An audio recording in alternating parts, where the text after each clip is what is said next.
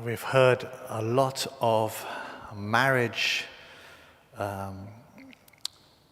symbolism, and actually directly from Jesus in the prophet Hosea.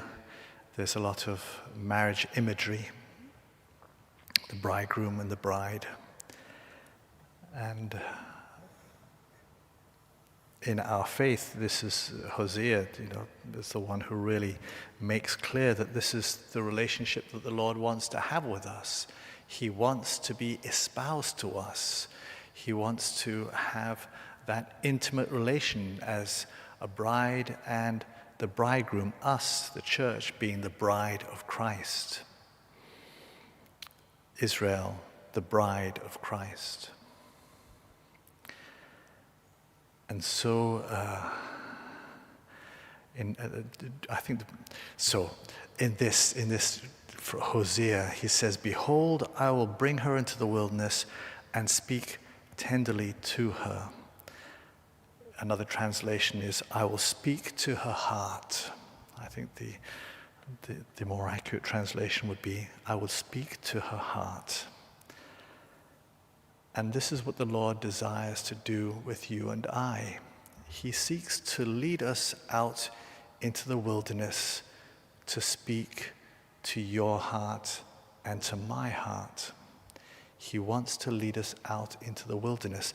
And it even mentions here that this is what the Lord did in days of old, I think, in this text. It kind of, yes, I'll bring her out as at that time she came out into the land of Egypt. So if you remember, when the Lord he rescued Israel from the land of Egypt, brought him out into the desert. And what happened? The Lord, if you remember with Moses was told to ask the Pharaoh to allow his people to go out and worship in the desert, to leave their work and their labor, their employment, and to go out into the desert. What's in the desert? Nothing. There's nothing in the desert. In the city, in the labor camps, what is there? Noise. Lots to do. You're engaged all the time. Pharaoh would not allow his people to go out. In fact, he made their burden heavier. He would not allow them to go out into the desert to encounter their God. He made them work and work and work. No rest, no quiet, no silence, no space to hear the voice of God. Does that sound familiar? As today, the same thing is happening. The Lord desires to lead you and I out into the wilderness, into the silence, where there are no distractions, nothing to prevent us from hearing his voice, so that in the stillness, he can speak to our hearts.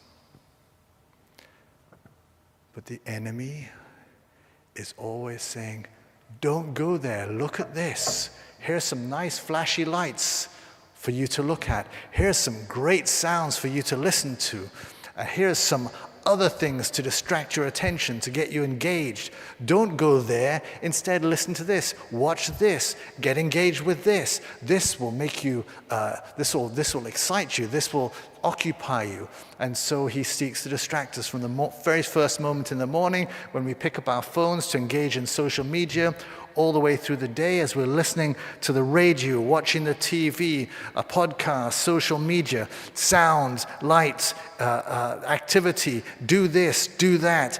And there's no rest, there's no silence, no peace until we go to bed exhausted because we've been listening and watching and we can no longer keep our eyes open, and then we collapse into our sleep.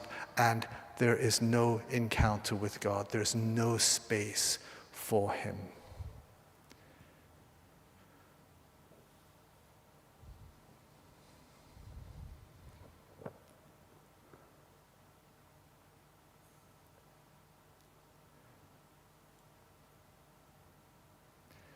It is into silence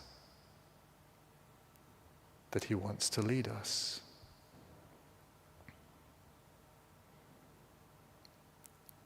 It is in silence that he will speak to our hearts.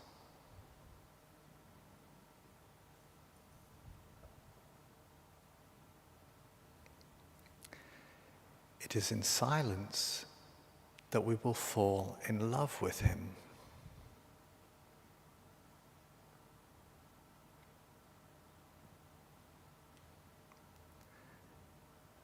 It is in silence that we will give ourselves to him. Head over heels,